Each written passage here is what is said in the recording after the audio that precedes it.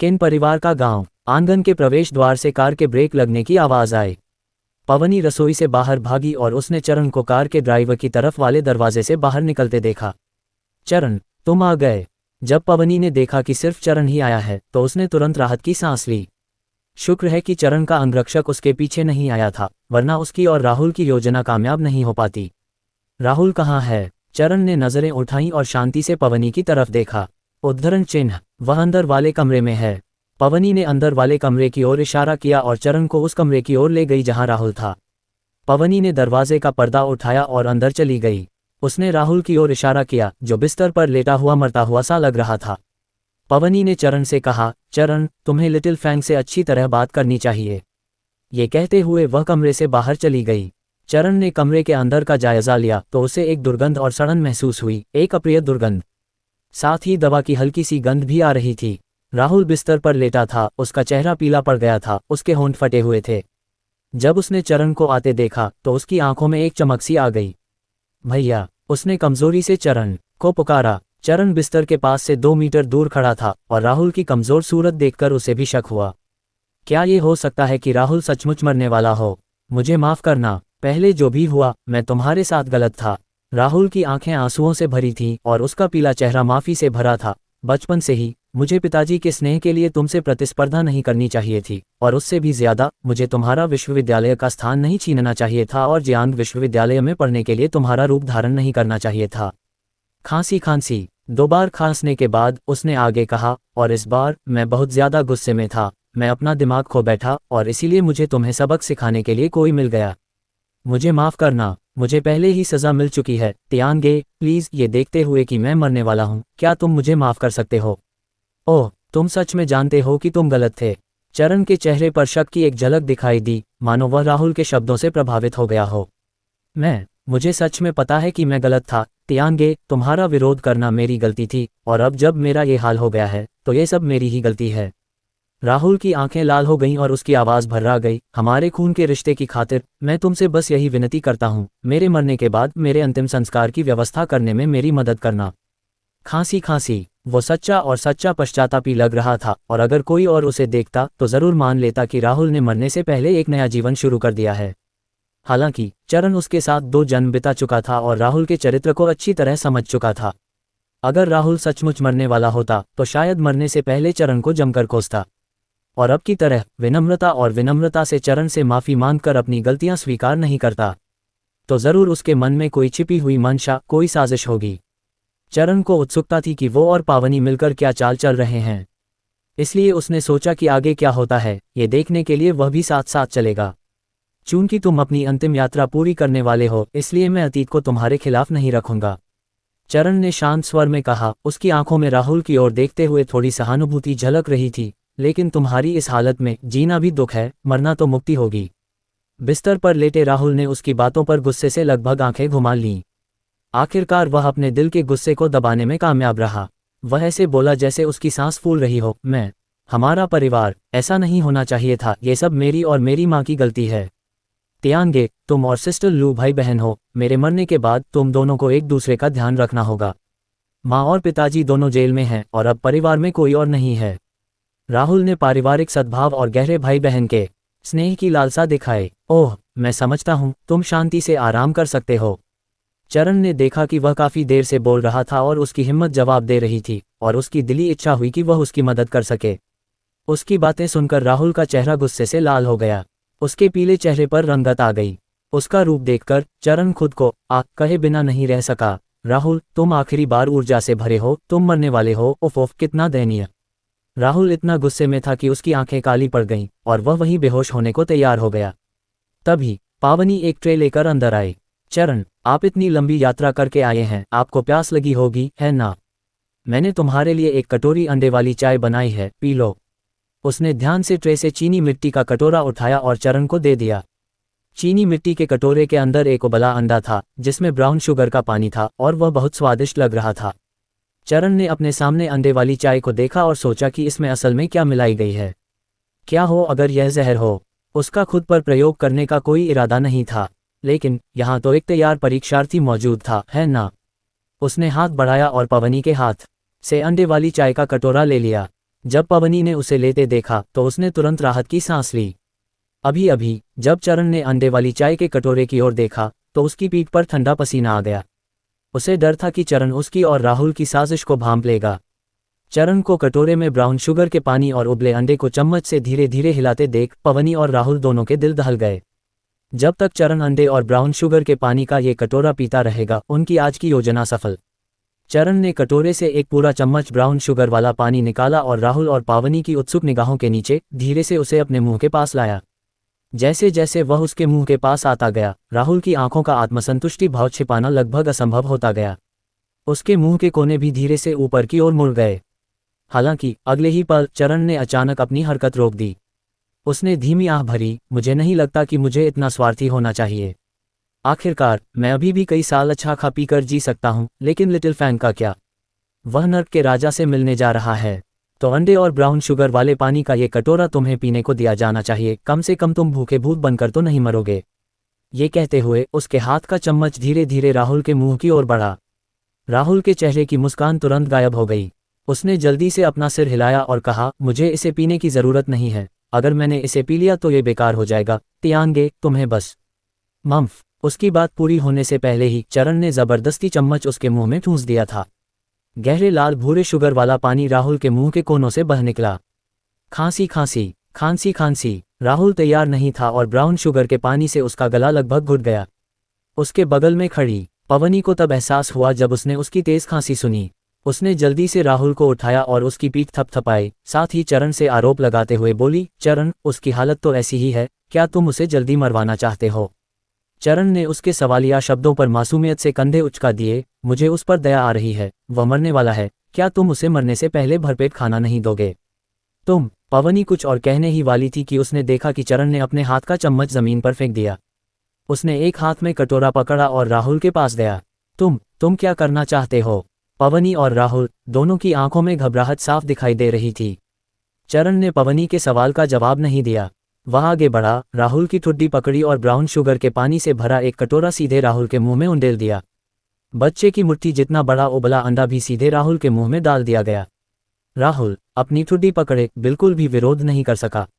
उसने अपना सिर हिलाया और जोर से संघर्ष किया और ब्राउन शुगर के पानी का आधा से ज्यादा कटोरा उसके शरीर पर गिर गया। चरण ने ब्राउन शुगर के पानी का कटोरा सीधे उसके गले से नीचे उतार लिया, फिर वह एक कदम पीछे हटा और चीनी मिट्टी के कटोरे को बगल में मेज पर रखी ट्रे में फेंक दिया। क्रैक क्रैक, खांसी खांसी खांसी। राहुल जोर से खांसा, हाँफते हुए।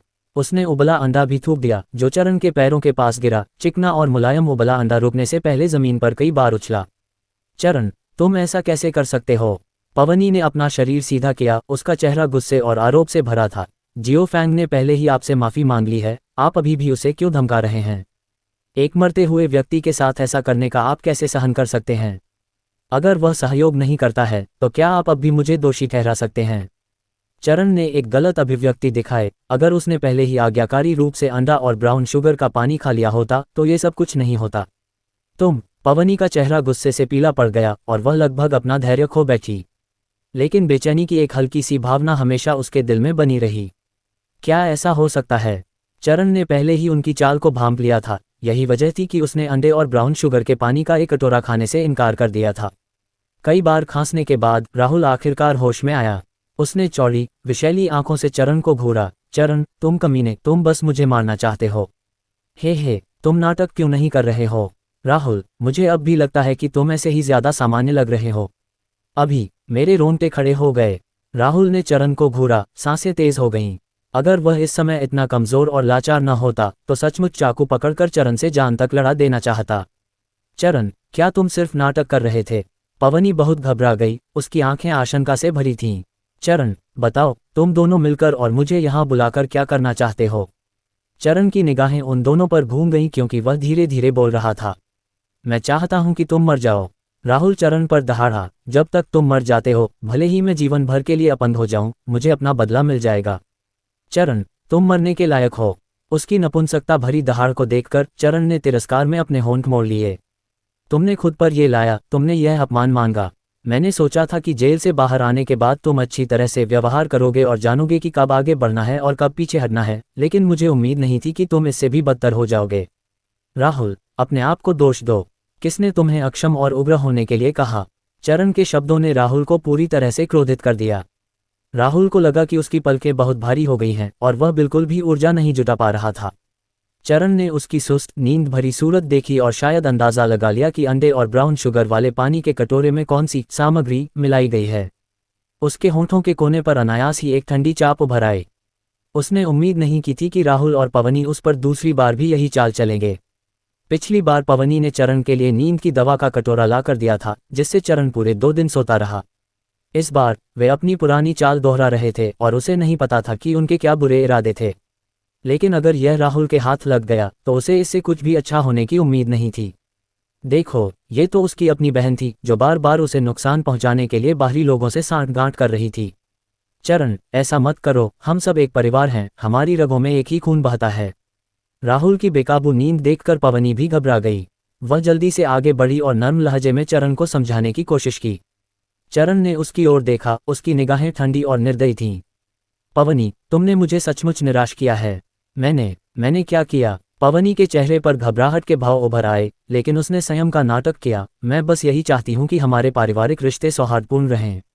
तुम स्वार्थ, चापलूसी और निर्दयता की पूरी मिसाल हो। चरण ने कहा, तुम्हारा जैसा निर्दयी और कृतघ्न व्यक्ति ही दूसरों के साथ मिलकर अपने ही भाई को नुकसान पहुंचाने की साजिश रच सकता है। उसकी बातें सुनकर पवनी के चेहरे पर एक अजीब सा भाव आ गया। मुझे सच में नहीं पता कि राहुल ने तुम्हें कौन से फायदे दिए थे जिनकी वजह से तुम मुझसे निपटने में उसकी इतनी मदद करने के लिए इतनी समर्पित हो। चरण ने पवनी की तरफ देखा, उसकी आंखों में जिज्ञासा का भाव था। अगर पवनी ने पहले झाओ कैफे और राहुल का पक्ष लेने की कोशिश की थी तो एक बात थी। अब जब वह शादीशुदा थी और राहुल इस हाल में था तो पवनी का उसके साथ रहना वाकई दिल को छू लेने वाला था। चरण को तो ये भी शक था कि पवनी और राहुल असल में सगे भाई बहन हैं। उसकी नज़रों के सामने पवनी उसकी तीखी निगाहों के सामने एकदम से घबरा गई। वह राहुल के उस पर प्रभाव डालने के बारे में कभी किसी को नहीं बताएगी। आखिरकार जितने ज्यादा लोग जानते होंगे, जोखिम उतना ही ज्यादा होगा। बकवास बंद करो चरण। चूंकि तुम हमारे खिलाफ पूर्वाग्रह से ग्रस्त हो, इसलिए हमारे पास तुमसे कहने के लिए और कुछ नहीं है। जाओ, और अब से हम मरते दम तक अजनबी ही रहेंगे। पवनी ने देखा कि राहुल आंखें बंद करके सो गया, ये जानते हुए कि यह योजना विफल हो गई थी। उसने बस यही उम्मीद की कि चरण उसे परेशान न करे। दुर्भाग्य से उसकी इच्छा पूरी नहीं हुई। पिछली बार जब तुम्हारा बच्चा बीमार था और अस्पताल में भर्ती था तो मैंने तुम्हें 3000 युआन उधार दिए थे। अब समय आ गया है कि तुम इसे वापस कर दो। चरण ने उसे ठंडी निगाहों से देखा, उसकी आवाज़ गहरी थी। पवनी के चेहरे पर आश्चर्य साफ झलक रहा था। उसने शायद यह उम्मीद नहीं की थी कि चरण इस समय पैसे चुकाने की बात उठाएगा। दरअसल उस समय जब उसका बच्चा अस्पताल में भर्ती था, तब भी अगर वे इलाज के लिए जियांग सिटी अस्पताल गए तो उसमें सिर्फ 1000 युआन से थोड़ा ज्यादा खर्च आया। बाकी 1000 युआन से ज्यादा स्वाभाविक रूप से उनकी जेब में चले गए। कुछ दिन पहले श्रुति ने पवनी से फिर 400 युआन ठग लिए। पिछले 2 दिनों में राहुल की देखभाल के लिए किराने का सामान और दवाइयाँ खरीदने में भी काफ़ी खर्च हुआ। चरण को चुकाने के लिए 3000 युआन कहाँ से लाएंगी? ये सोचकर कि पैसे उधार लेते समय कोई IOU नहीं लिखा गया था, पवनी का दिल अनायास ही शांत हो गया। चरण, तुम मेरे अपने भाई हो। अब तुम एक बड़े बॉस हो, बड़ा व्यवसाय कर रहे हो, कारें खरीद रहे हो और तुम्हें अभी भी उन 3000 युआन की परवाह है। पवनी के चेहरे पर अधिकार के भाव दिखे। मैं तुम्हारी अपनी बहन हूँ और मेरा तुमसे कुछ आशीर्वाद और लाभ प्राप्त करना ही उचित है ना? हे, चरण ने व्यंग्य किया, तुम सही हो। यदि तुम एक योग्य अच्छी बहन होती तो मैं तुम्हारा सम्मान करता और तुम्हारी रक्षा करता और मेरी हर चीज में तुम्हारा हिस्सा होता। दुर्भाग्य से पवनी, तुम इसके लायक नहीं हो। चरण, पवनी का चेहरा गुस्से से लाल हो गया जब उसने चरण को अपने बारे में ये कहते सुना। तुम ऐसा कैसे कह सकते हो? ये बहुत ज्यादा है। यहाँ बकवास करना बंद करो, पैसे वापस करो। 3000 युआन, एक भी सेंट कम नहीं। शुरू में चरण ने ये 3000 युआन वापस पाने की योजना नहीं बनाई थी। बस पवनी की हरकतें बहुत निराशाजनक थीं, इसलिए इस बार चरण पवनी को पैसे वापस करने के लिए मजबूर करने ही वाला था। वह ये पैसे कुत्तों पर खर्च करना पसंद करेगा बजाय इन लोगों पर जो सुअरों और कुत्तों से भी बदतर हैं। चरण द्वारा पैसे चुकाने के लिए मजबूर किए जाने पर पवनी को शर्म, झुंझलाहट और गुस्सा महसूस हुआ। अपने छोटे भाई को, जो पहले से बिल्कुल अलग था, देखकर उसने गर्दन अकड़कर कहा, मेरे पास अभी तुम्हें लौटाने के लिए पैसे नहीं हैं। क्या ऐसा है? अगर तुम्हारे पास पैसे नहीं हैं तो मैं तुम्हारे पति के घरवालों से मांगने जाऊंगा। ये कहते हुए चरण बाहर चला गया। ये देखकर पवनी एकदम से घबरा गई। चरण, यहीं रुक, तुम क्या करने की कोशिश कर रहे हो? पवनी ने हाथ बढ़ाकर चरण के कपड़े पकड़ लिए, उसकी आवाज़ घबराहट से भरी हुई थी। मैं तुम्हारे घरवालों से पैसे मांगने जा रहा हूँ, कर्ज चुकाना ही सही है। चरण ने पवनी का हाथ झटक दिया, उसके चेहरे पर स्वाभाविक भाव थे। पवनी की आंखें चमक उठीं और उसका स्वर तुरंत नरम पड़ गया। तुम्हें जाने की इजाज़त नहीं है चरण, अब तुम इतने अमीर हो गए हो कि तुम्हें उन 3000 युआन की ज़रा भी परवाह नहीं, तो फिर मुझे इन पैसों के लिए क्यों परेशान कर रहे हो? हाँ, मैं तुम्हें क्यों परेशान करूं? चरण ने राहुल की ओर इशारा किया, जो बिस्तर पर गहरी नींद में सो रहा था, और पवनी से पूछा, तुमने ब्राउन शुगर वाले पानी में दवा डाली थी, तुम ही तो चाहते थे कि मैं उसे पीऊं, है ना? पवनी, बताओ, जब मैंने वो अंडे वाला ब्राउन शुगर वाला पानी पी लिया, तो तुम और राहुल मेरे साथ क्या करने वाले थे? उसने अपनी बाहें सीने पर रख लीं, उसकी आंखें पवनी पर ठंडी सी टिकी थीं। उसकी निगाहों के सामने पवनी को थोड़ा दोषी महसूस हुआ। वह एक पल के लिए झिझकी, लेकिन फिर भी उसने बहस करने के लिए अपना मुंह खोला। चरण, तुमने देख लिया है, जियाओ फैन को अब तुमने बहुत नुकसान पहुंचाया है। वह चाहता था कि मैं तुम्हें बुलाऊं और बदला लेने के लिए तुम्हें नशीला पदार्थ दूं। उसका तुम्हारे जीवन को नुकसान पहुंचाने का कोई इरादा नहीं था। हा हा हा हा। जब चरण ने उसकी बातें सुनी, तो वह इतना हंसा कि उसके चेहरे पर आंसू लगभग बहने लगे। पावनी जैसे लोग वाकई दुर्लभ थे। उसने वास्तव में सोचा कि राहुल का चरण को नुकसान पहुंचाना स्वाभाविक था। तुमने मुझे नुकसान पहुंचाने के लिए दूसरों के साथ मिलकर काम किया है, तो मैं अब भी भाई बहन के स्नेह पर विचार क्यों करूं? चरण की आंखों में व्यंग्य भरा था। पावनी, क्या तुम सच में सोचती हो कि मैं अब भी तुम्हारे साथ पारिवारिक संबंधों में बंधा रह सकता हूं? तुमने और राहुल ने मुझे नुकसान पहुंचाने की साजिश रची, इसलिए तुम्हें अपनी योजना के असफल होने और मेरे प्रतिशोध का सामना करने के परिणामों के बारे में सोचना चाहिए था। तुम अब भी हमसे बदला लेना चाहती हो? पवनी ने अविश्वास से आंखें चौड़ी कर लीं। अभी तुम्हें चोट तो नहीं लगी है ना? क्या हमारी साजिश का पर्दाफाश तुमने नहीं किया? चरण, तुम्हें कोई नुकसान नहीं हुआ है, लेकिन जियाओ फैंग को देखो, उसकी हालत क्या हो गई है। उसने खुद ही ये सब किया है। चरण ठंडे स्वर में हंसा, और तुम, पवनी, आजकल तुम बहुत आराम से रह रही हो, इतनी कि तुमने मेरे खिलाफ राहुल से हाथ मिलाने की हिम्मत की। चूंकि ऐसा है, तो मुझे बदतमीजी का इल्जाम मत दो। तुम क्या करना चाहती हो? पवनी ने चरण के मुंह से आती ठंडक महसूस की और एक डर का एहसास हुआ, जिससे वह सहज ही एक कदम पीछे हट गई। पहला कदम, जाहिर है, तुमसे पैसे वापस करवाना है। चरण की बात खत्म होने के बाद वह बिना पीछे देखे मुड़ा और चला गया। पवनी ने बहुत लंबे समय तक एक अच्छी जिंदगी जी थी। अगर वह उसे थोड़ी भी तकलीफ न देता, तो वह सचमुच चरण को एक मिट्टी का पुतला समझती, जिसमें जरा भी गुस्सैल स्वभाव नहीं है। पवनी घबराई हुई मुद्रा में उसके पीछे गई, और उसने देखा कि चरण आंगन से निकलकर कार का दरवाज़ा खोलकर अंदर चला गया। उसे पता भी नहीं था कि लू हुई पहले से ही ड्राइवर की सीट पर बैठी थी।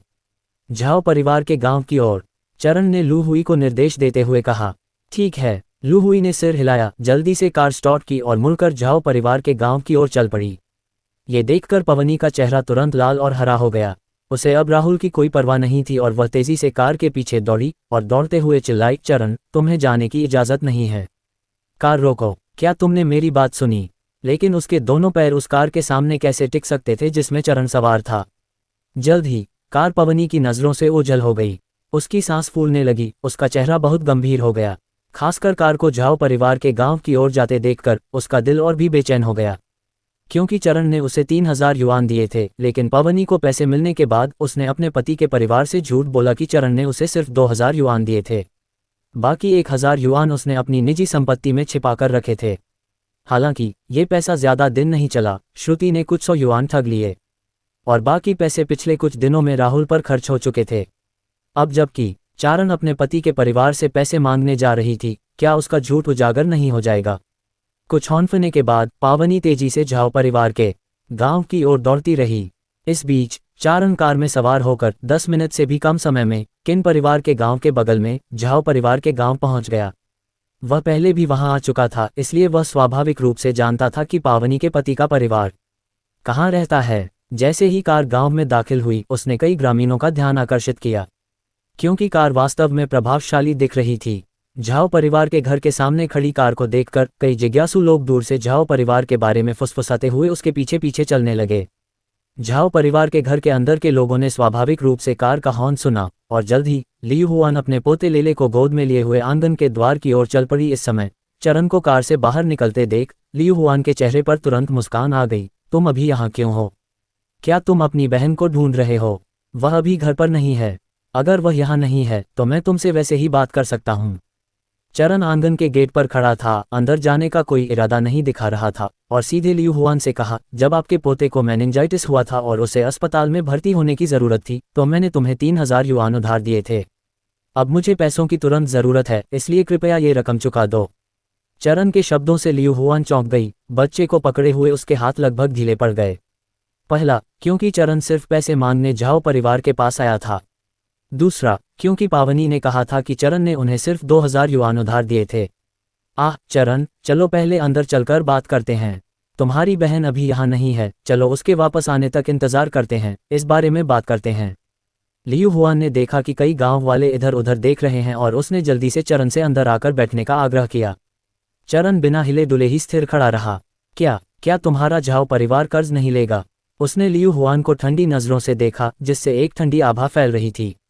लियू हुआन ने उसके शत्रुतापूर्ण इरादे को भांप लिया और उसकी भौहें तुरंत सिकुड़ गईं। चरण, तुमने कहा था कि तुमने अपनी बहन को 3000 युआन उधार दिए थे, लेकिन उसने हमें बताया कि यह केवल 2000 युआन है। इसके अलावा ये पैसा तुम्हारी बहन ने उधार लिया था, इसलिए हम उसके वापस आने के बाद ही चुकाने की बात कर सकते हैं। लियू हुआन ने अपनी शंकाएं व्यक्त कीं। के होंठ एक ठंडी व्यंग्यात्मक मुद्रा में मुड़ गए। ठीक है, पावनी जल्द ही वापस आ जाएगी। जब वह वापस आएगी तो वह तुम्हें बता देगी कि क्या हुआ था। लियू हुआन अभी भी चरण से बहस कर ही रहा था कि पावनी पसीने से लथपथ वापस दौड़ी। जैसे ही लियू हुआन ने उसे देखा, उसका गुस्सा तुरंत भड़क उठा। पावनी, इधर आओ, मुझे तुमसे कुछ पूछना है। पावनी, मुझे बताओ, चरण ने तुम्हें उस समय कितने पैसे उधार दिए थे? लियू हुआन ने पावनी की आंखों में गौर से देखा, उससे जवाब के लिए दबाव डाला। चरण की निगाहें भी लापरवाही से उस पर चली गईं। पावनी ने एक अदृश्य दबाव महसूस किया। उसका चेहरा थोड़ा पीला पड़ गया और उसने अपना सिर नीचे करते हुए कहा, उसने मुझे उस समय 3000 युआन उधार दिए थे। 3000 युआन। लियू हुआन की आंखें आश्चर्य से चौड़ी हो गईं और वह तुरंत समझ गई कि पावनी ने चुपके से 1000 युआन अपनी जेब में डाल लिए हैं। तुमने चुपके से जो पैसे जेब में डाले हैं वे कहाँ हैं? उसे सौंप दो। लियू हुआन ने पावनी को बुरी तरह घूरा। बाद में बंद दरवाजों के पीछे पावनी को ठीक से सबक सिखाने की योजना बना रही थी। अभी के लिए उसे चरण को खुश करना था। पावनी का शरीर थोड़ा कांप रहा था। ये देखकर लियू हुआन की भौहें तन गईं। क्या तुमने सुना नहीं मैंने क्या कहा? मैंने तुमसे कहा था कि मुझे वो 1000 युआन दे दो। पावनी उसे देखकर चौंक गई और जल्दी से 2 कदम पीछे हट गई। फुसफुसाते हुए बोली, मैंने गलती से वो पैसे खो दिए, मैं उन्हें ढूंढ नहीं पा रही हूँ। खो दिया? क्या तुम्हें लगता है कि मैं ऐसी बकवास पर विश्वास करूंगी? लियू हुआन की तेज आवाज ने उसकी बाहों में बच्चे को चौंका दिया, जो जोर जोर से रोने लगा। वह पावनी की ओर बढ़ा, रोते हुए अपनी मां को पुकार रहा था। लियू हुआन को वह परेशान करने वाला लगा और उसे अपनी बाहों से नीचे उतारने के लिए नीचे झुकी। लेले जल्दी से रोते हुए पावनी की ओर दौड़ी। पावनी ने आगे बढ़कर बच्चे को गले लगाया, उसे धीरे से सहलाया और उसके बाद ही लेले ने रोना बंद किया। लियू हुआन पावनी से पैसे के ठिकाने के लिए दबाव डालना जारी रखने वाली थी। क्या हुआ? चरण, तुम यहाँ हो, तुम अंदर आकर क्यों नहीं बैठते? पावनी के पति झाओ चेंगवन ने चरण को देखा और तुरंत मुस्कुराते हुए उसका अभिवादन किया। चरण ने बिना कोई बात घुमाए सीधे कहा, मैं पैसे लेने आया हूँ। मुझे पावनी से उधार लिए गए 3000 युआन की तुरंत जरूरत है। 3000? क्या ये 2000 नहीं थे? झाओ चेंगवन भी चौंका। उसे साफ पता नहीं था कि पावनी ने चुपके से पैसे छिपाए हैं। चरण ने कोई बात नहीं की, बस पावनी की तरफ ठंडी नजरों से देखता रहा। इस समय पावनी जमीन पर उखड़ू बैठी थी, उसका चेहरा जल रहा था। उसने चुपके से निजी धन छिपाया, यह एक स्पष्ट तथ्य है। लियू हुआन ने व्यंग्य किया। उसकी आंखें गुस्से से भरी थीं क्योंकि उसने पावनी को देखा था। चरण, ठीक है, हमारे पास अभी इतना पैसा नहीं है, क्या आप हमें थोड़ा और समय दे सकते हैं? झाओ चेंगवन ने पावनी की तरफ देखा, फिर शर्मिंदा भाव से चरण से कहा, हाँ, 3 दिनों में आपको 3000 युआन मुझे वापस करने होंगे। चरण ने ठंडे स्वर में कहा, यदि आप इसे तब तक वापस नहीं करते हैं या अन्य बहाने ढूंढते हैं तो मुझे इस पैसे को वापस लेने के लिए कुछ चरम उपायों का उपयोग करने में कोई आपत्ति नहीं होगी। उनके शब्दों ने झाओ चेंगवन की रीढ़ की हड्डी में ठंडक पहुंचा दी। झाओ चेंगवन ने महसूस किया कि वर्तमान चरण अतीत से अलग था। वर्तमान चरण में एक दबंग आभा थी। उसने अपने माथे से ठंडा पसीना पोंछा और जल्दी से सहमति जताई। ठीक है, हम अगले कुछ दिनों में पैसे जुटाने का कोई रास्ता निकाल लेंगे और ये 3000 युआन वापस कर देंगे। अच्छा, तो मैं तुम्हें 3 दिन देता हूँ। चरण ने भी शब्द बर्बाद नहीं किए। पावनी को गहराई से देखने के बाद वह उठा और कार की ओर चल दिया। लू हुई, जो वहां खड़ी थी, ने जल्दी से उसे पीछे की कार का दरवाजा खोलने में मदद की। चरण के अंदर कदम रखने के बाद लू हुई ने दरवाजा बंद कर दिया। वह ड्राइवर की सीट पर बैठ गया, कार स्टार्ट की और धीरे धीरे चला गया। कार को दूर जाते देख तमाशा देखने के लिए इकट्ठा हुई भीड़ धीरे धीरे तितर-बितर हो गई। झाओ परिवार के सभी सदस्य घर लौट आए। पावनी, तुम्हारे पास अभी भी कितने पैसे हैं? सब निकालो, अब हमें पहले चरण के पैसे वापस करने का तरीका खोजने की जरूरत है। झाओ चेंगवन ने पावनी की दिशा में देखा। पावनी ने बच्चे को गोद में लिए हुए ये सुनकर अपना सिर नीचे किया और फुसफुसाते हुए बोली, मैंने गलती से वो पैसे खो दिए, मुझे माफ करना चेंगवन गे। झाओ चेंगवन ने भी उसकी बातें सुनकर आश्चर्य से आंखें चौड़ी कर लीं। वह 1000 युआन थे और तुमने गलती से खो दिए। पावनी चुप रही, बोलने की हिम्मत नहीं जुटा पाई। लियू हुआन उसके पास गया, हाथ बढ़ाया और उसे चुटकी काटते हुए बोला, जल्दी बोलो, तुमने पैसे कहाँ छिपाए थे? या तुमने इन पैसों से अपने मायके वालों की मदद की थी? पावनी ने अपने होंठ काटे, फिर भी वही बहाना बनाते हुए, नहीं, वो पैसे असल में मैंने खो दिए थे। क्या तुम मुझे मूर्ख समझती हो? लियू हुआन ने व्यंग्य किया, लेकिन इससे कोई फर्क नहीं पड़ता। खैर, ये पैसे तुमने उधार लिए थे पावनी, इसलिए तुम खुद ही इन्हें चुकाने का तरीका खोज लो। हम तुम्हारे डूबते कर्ज का कोई सौदा नहीं करेंगे। पावनी, तुम जानती हो कि हमारे पास इतने पैसे हैं ही नहीं। झाओ चेंगवन भी बोला, तुमने सबको बताया था कि चरण ने तुम्हें पैसे उधार दिए थे और वह उन्हें वापस मांगने का इरादा नहीं रखता था, तो वह अब अचानक क्यों मांग रहा है? क्या तुमने उसे नाराज करने के लिए कुछ किया था? पावनी की आंखों में घबराहट की एक झलक दिखाई दी और उसने जल्दी से अपना सिर हिलाते हुए कहा, ज्यादा सोचो मत, चरण को बस पैसों की जरूरत है। क्या तुम हम सबको मूर्ख समझ रही हो? जो कार खरीद सकता है उसके पास कुछ 1000 युआन कम पड़ रहे हैं। लियू हुआन ने उपहास किया, उसकी आंखें गुस्से से भर गईं जैसे उसने पावनी को देखा। खैर, ये पैसा आपने उधार लिया था, इसलिए आप खुद ही पता लगाए कि उसे कैसे वापस करना है। हम इसमें शामिल नहीं हो रहे हैं। ये सुनकर पावनी चिंतित और क्रोधित दोनों थी। जैसे ही वह कुछ और कहने वाली थी, आंगन के प्रवेश द्वार पर किसी ने अचानक उसका नाम पुकारा। पावनी ने आंगन के प्रवेश द्वार की ओर देखा और किन परिवार के गांव के एक ग्रामीण को दरवाजे पर खड़ा देखा। पावनी, आपके छोटे भाई राहुल ने आपको वापस जाने के लिए कहा था। जल्दी वापस आओ, वह बहुत बुरी हालत में लग रहा है। पावनी का दिल धड़क उठा, उसने बच्चे को नीचे रखा और जल्दी से घर से बाहर भाग गई। अंकल है, राहुल को क्या हुआ? मुझे पूरा यकीन नहीं है, लेकिन बस जल्दी वापस आओ। वह मुड़ी और वापस चली गई। लियू हुआन और झाओ चेंगवन से कहा, माँ चेंगवन जी, जियो फैंग की चोट फिर से बिगड़ गई है, मैं पहले उसकी देखभाल करने वापस जा रही हूँ। ये कहने के बाद वह लियू हुआन और झाओ चेंगवन के जवाब का इंतजार किए बिना जल्दी से बाहर भाग गई। पावनी, उसे फिर से भागते हुए देखकर लियू हुआन गुस्से में गाली देने से खुद को रोक नहीं सका। पावनी, तुम छोटी बदचलन, मुझे नहीं पता कि तुम्हारे भाई ने तुम पर किस तरह का जादू किया है। उसकी देखभाल करने के लिए तुम्हें अब अपने परिवार की भी परवाह नहीं है। झाओ चेंगवन को रोते हुए बच्चे को सहलाते हुए देखकर वह और भी क्रोधित हो गई। तुम्हारी पत्नी भी तुम्हारे पक्ष में नहीं है और तुम इसके बारे में कुछ नहीं कर रहे हो।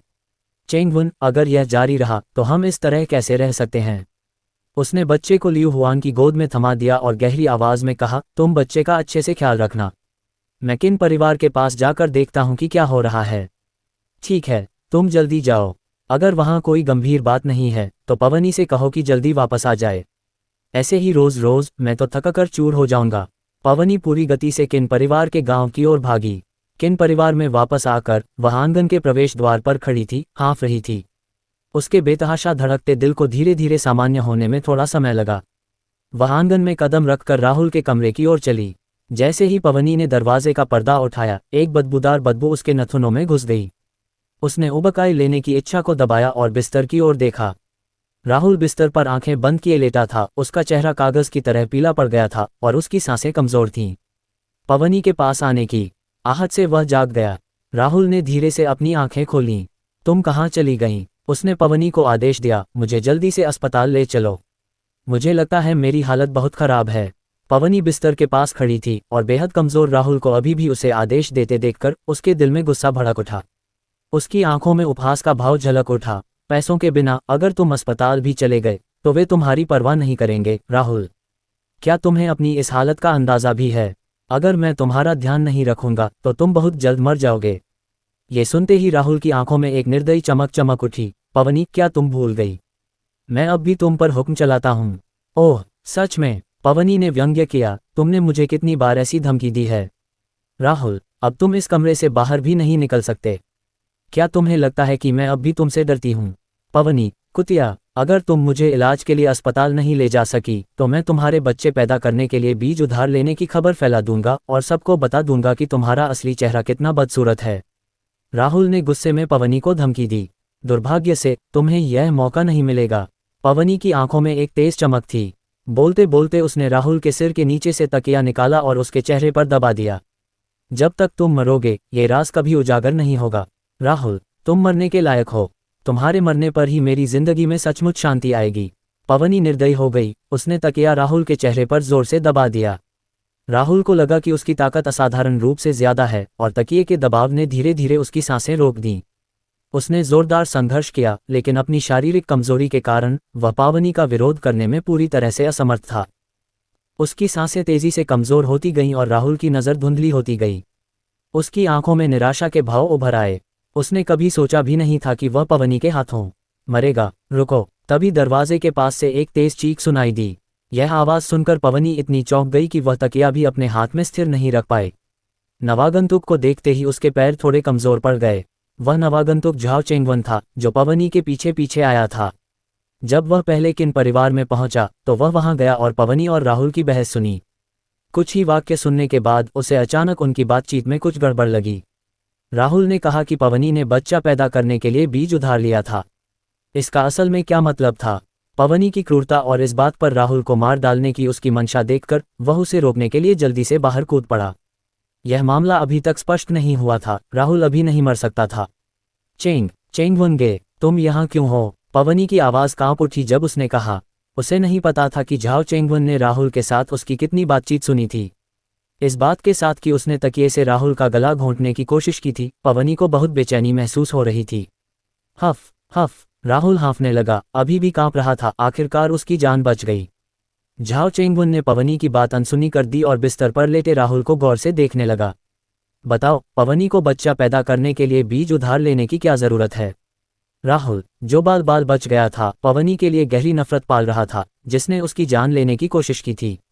वह उस कुतिया को हमेशा के लिए सजा देना चाहता था। झाओ चेंगवन की पूछताछ सुनकर वह तुरंत बोला, मैं तुम्हें बताता हूँ झाओ चेंगवन, इस कुतिया पावनी ने नहीं। चेंगवन, इसकी बकवास मत सुनो, यह मुझे बदनाम कर रहा है। राहुल अपनी बात पूरी कर पाता उससे पहले ही पावनी ने अपनी आवाज़ ऊंची कर दी और जल्दी से अपना बचाव किया। उसे पता भी नहीं था कि उसकी घबराई हुई सूरत ने झाओ चेंगवन को और भी शक में डाल दिया था। ऐसा कौन सा राज था जो पावनी को किसी को चुप कराने के लिए जान से मारने पर मजबूर कर सकता था? चुप रहो, उसने गुस्से से घूर कर देखा पवनी, और उस नज़र में एक साधारण आदमी की ईमानदारी नहीं थी बल्कि बेरहमी का आभास था। उसके भयानक भाव देखकर पवनी का चेहरा पीला पड़ गया और उसका शरीर लगातार कांप रहा था। वह निराशा में अपनी आंखें बंद करने के अलावा कुछ नहीं कर सकी। सब खत्म हो गया, पूरी तरह से खत्म। इस कुतिया ने तुम्हें धोखा दिया। झाओ चेंगवन, शायद तुम्हें अभी तक पता भी नहीं चला है ना? तुम्हारे बच्चे नहीं हो सकते और इस रंडी पवनी ने बच्चा पैदा करने के लिए बीज उधार लिया। हाँ, तुम्हारा बेटा तो तुम्हारा है ही नहीं। राहुल के मन की सारी बातें उगल देने के बाद उसे राहत का एहसास हुआ और वह हंसी से लोटपोट हो गया। उसकी बातें सुनकर झाओ चेंगवन पूरी तरह से स्तब्ध रह गया। उसकी नज़र राहुल से पवनी पर गई। क्या उसने जो कहा वह सच है? उसने दांत पीस लिए। उसकी आंखें भयंकर थीं, मानो वह मार डालना चाहता हो। पावनी इतनी डरी हुई थी कि उसके पैर कांपने लगे और वह बार बार सिर्फ अपना सिर हिला पा रही थी। नहीं, मैंने नहीं किया, वह मुझे बदनाम कर रहा है, उसके झूठ पर यकीन मत करो। झाओ चेंगवन के चेहरे पर ऐसा भाव था मानो उसने मिट्टी खा ली हो। वह इस समय हाँफ रहा था। पावनी से शादी के बाद से झाओ चेंगवन उसके साथ सौम्य, विचारशील और पूरी तरह से आज्ञाकारी रहा था। पावनी के बच्चे को जन्म देने के बाद वह पावनी और उस बच्चे को अनमोल खजाने की तरह प्यार करता था। अब कोई उसे बता रहा था कि उसकी नेक और दयालु पत्नी ने उसे धोखा दिया है, बच्चा पैदा करने के लिए बीज उधार लिया है। उसका बेटा, जिसे वह मोती की तरह संजोता था, उसका अपना नहीं था। उसके पुरुष अभिमान को और भी ठेस इस बात से पहुंची कि उसे खुद अपनी बांझापन के बारे में पता नहीं था, लेकिन पावनी जानती थी और उसने यह बात उससे छिपाई। उसने न सिर्फ उससे यह बात छिपाई, बल्कि उसने एक बेवड़े आदमी को भी ढूंढ निकाला जिससे बीज उधार लेकर बच्चा पैदा किया जा सके। इस समय झाओ चेंगवन के दिल में गुस्से की ज्वाला भड़क उठी। वह बिल्कुल भी शांत नहीं हो पा रहा था। थप्पड़! उसने हाथ उठाया और पवनी को जोर से थप्पड़ मारा। उसकी आवाज़ तीखी थी, कुतिया, बताओ वह व्यभिचारी कौन है? पवनी का चेहरा वार से सूज गया। उसने अपने जलते हुए चेहरे को हाथ से ढक लिया और जल्दी से अपना सिर हिलाया। नहीं, वह बकवास कर रहा है, कोई व्यभिचारी नहीं है, उस पर विश्वास मत करो। झाओ चेंगवन ने पवनी की कमर पर जोर से लात मारी, उसकी आंखें गहरी हो गईं। इस समय भी तुम मुझसे झूठ बोलने की हिम्मत कर रही हो। पवनी, अगर तुम ईमानदारी से कबूल नहीं भी करोगी तो कोई बात नहीं। ये कहने के बाद उसने व्यंग्य किया, मैं अभी वापस जा रहा हूँ, पहले उस कमीने से निपटने के लिए। एक बार उस कमीने से निपट लिया जाए तो वह पवनी से हिसाब बराबर कर लेगा। वो वेश्या। झाओ चेंगवन मुड़ा और तेजी से बाहर चला गया। उसकी बातें सुनते ही पवनी का चेहरा एकदम बदल गया। कमर के दर्द को नजरअंदाज करते हुए वह जल्दी से झाओ चेंगवन का पीछा करने के लिए बाहर भागी। चेंगवन गे, नहीं, शांत हो जाओ, हत्या कानून के खिलाफ है। कमरे के अंदर राहुल ने अराजक दृश्य देखा और हंसी से लोटपोट हुए बिना नहीं रह सका। वो छोटी कुतिया पवनी, उसने फिर भी उसे नुकसान पहुंचाने की हिम्मत की। यही उसका बदला था, उसकी किस्मत। लेकिन हंसते हुए उसका सिर अचानक झुक गया, उसकी आंखें चौड़ी हो गईं और कुछ ऐंठन के बाद वह पूरी तरह से स्थिर हो गया। झाओ परिवार, माँ, मुझे माँ चाहिए। लेले लियू हुआन की बाहों में रो रहा था, अपनी माँ को पुकार रहा था। लियू हुआन बेहद नाराज था, लेकिन उसने धैर्यपूर्वक उसे अपनी बाहों में क्षैतिज रूप से पकड़ रखा था। लेले को सुलाने के लिए धीरे से एक गीत गुनगुना रही थी। जैसे ही लेले सोने वाला था, झाओ चेंगवन अचानक बाहर से गुस्से से भरा हुआ लौट आया। जैसे ही वह आंगन में दाखिल हुआ, उसकी ठंडी चुभती निगाह लियू हुआन की बाहों में बच्चे पर पड़ी। कमीना। उसकी आंखों में एक दुष्ट चमक चमक उठी और वह आगे बढ़ा, बच्चे को लियू हुआन की बाहों से बेरहमी से खींच लिया। लियू हुआन उसकी असभ्य हरकतों से चौंक गया। लेले, जो लगभग सो रहा था, भी डर गया और जोर जोर से रोने लगा। झाओ चेंगवन ने लेले का कॉलर पकड़ लिया, उसकी आंखें उसके सामने छोटे बच्चे पर टिकी थीं। जितना ज्यादा वह देखता उतना ही ज्यादा क्रोधित होता, क्योंकि लेले उससे बिल्कुल भी मेल नहीं खाता था। चाहे उसकी नाक हो, आंखें हो, भौहें हो या चेहरा, लेले उसके जैसा नहीं दिखता था। झाओ चेंगवन ने कभी इस बात को दिल पर नहीं लिया था जब लोग मजाक में कहते थे कि उसका बेटा उसके जैसा नहीं दिखता। लेकिन अब किसी और के बच्चे की परवरिश के बारे में सोचकर उसे पावनी से नफरत हो गई और उसे अपने सामने वाले बच्चे से भी नफरत हो गई। झाओ चेंगवन के दिल में एक जबरदस्त गुस्सा उमड़ पड़ा और वह लेले को गोद में लिए आंगन से बाहर निकल गया। चेंगवन, तुम क्या कर रहे हो? क्या हुआ? लियू हुआन को एहसास हुआ कि उसके हाव भाव और व्यवहार ठीक नहीं थे, इसलिए वह जल्दी से उसके पीछे गई और पूछा। झाओ चेंगवन ने उसे पूरी तरह से नजरअंदाज कर दिया। इसके बजाय वह जल्दी से लेले का कॉलर पकड़े हुए दरवाजे से बाहर चला गया। डरे हुए बच्चे का चेहरा रोने से लाल हो गया था। जब पावनी तेजी से दौड़ी तो उसने झाओ चेंगवन को लेले को दरवाजे से बाहर ले जाते देखा। झाओ चेंगवन, मेरे बेटे को छोड़ दो। पावनी की आंखों में चिंता और बेचैनी झलक उठी और वह झाओ चेंगवन पर जोर से चिल्लाने से खुद को रोक नहीं पाए। जब झाओ चेंगवन ने पावनी को उसका पीछा करते देखा तो वह और भी क्रोधित हो गया। उसने लेले को अपने हाथों में उठा लिया और उसे जमीन पर पटकने लगा। नहीं, मेरे बेटे को चोट मत पहुंचाओ। पावनी की आंखें लाल हो गईं और वह एक दिल दहला देने वाली चीख के साथ चिल्लाए। झाओ चेंगवन का चेहरा लाल और हरे रंग का मिला जुला था और उसने दांत पीसते हुए पूछा, बताओ, वह व्यभिचारी कौन है? अगर तुमने ईमानदारी से कबूल नहीं किया तो मैं उसे अभी मौत के घाट उतार दूंगा। पावनी इतनी डर गई कि उसका चेहरा पीला पड़ गया। उसकी आंखें झाओ चेंगवन की हरकतों पर टिकी थीं। उसकी आवाज कांप रही थी, मुझे नहीं पता। तुम नहीं बताओगी? हो, अच्छा। पावनी को देखकर झाओ चेंगवन का चेहरा गुस्से से हरा हो गया। फिर भी व्यभिचारी का नाम बताने से इनकार कर दिया। उसने बच्चे को अपने हाथों में उठाया और जोर से जमीन पर पटक दिया। नहीं, पावनी का सारा खून उसके दिमाग में दौड़ गया और वह आगे की ओर झपटी और लेले को अपने हाथों से पकड़ लिया। जैसे ही वह जमीन पर गिरने ही वाला था, बच्चा उसकी बाहों में गिर पड़ा और जोर जोर से सिसकने लगा। पावनी की बाहों में तेज दर्द को नजरअंदाज करते हुए पावनी ने जल्दी से बच्चे को अपनी बाहों में भर लिया, ध्यान से उसके शरीर की जांच की।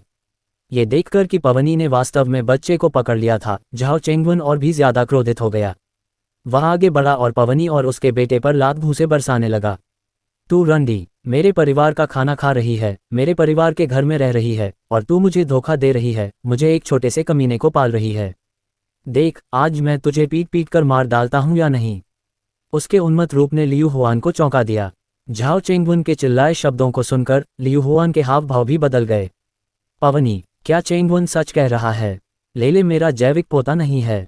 पावनी ने लेले को अपनी बाहों में कसकर पकड़ लिया। झाओ चेंगवन के वार से पूरा शरीर चोटिल हो रहा था। उसने अपना मुंह बंद रखा, बहस करने में असमर्थ, क्योंकि लेले वास्तव में झाओ चेंगवन से उसका बच्चा नहीं था। उसने शुरू में सोचा था कि यह रहस्य कभी नहीं खोजा जाएगा, लेकिन इस दुनिया में एक वायुरोधी दीवार कैसे हो सकती है। राहुल इस रहस्य को जानने वाला पहला व्यक्ति था, इसलिए उसने हमेशा इसका इस्तेमाल पावनी को ब्लैकमेल करने के लिए किया था ताकि वह उसके लिए कई काम कर सके। अब जब ये रहस्य राहुल द्वारा लीक कर दिया गया था, पावनी जानती थी कि उसका उत्तरार्ध जीवन समाप्त हो गया है। उसे अपना पूरा जीवन एक वेश्या की प्रतिष्ठा के बोझ तले जीना होगा। तुम रंडी, तुम मेरे बेटे को धोखा देने की हिम्मत करती हो। तुम कमीनी औरत। देखो, उसने पावनी को कई बार लातें मारी, उसके बाल खींचे और उसे कई बार जोर से थप्पड़ मारे। झाओ चेंगवन कुछ देर तक मारने के बाद थक गया था और जोर जोर से हाँफ रहा था। लियू हुआन को पावनी को पीटते हुए देख रहा था। जब लियू हुआन थक गया तो झाओ चेंगवन फिर से दौड़ा और पावनी को घूंसे और लातें मारना जारी रखा। पावनी ने बच्चे को अपनी बाहों में जकड़ लिया और जमीन पर लेट गई, पिटाई से बुरी तरह चीख रही थी। झाओ परिवार के पड़ोसियों ने शोर सुना और जल्दी से तमाशा देखने के लिए दौड़े।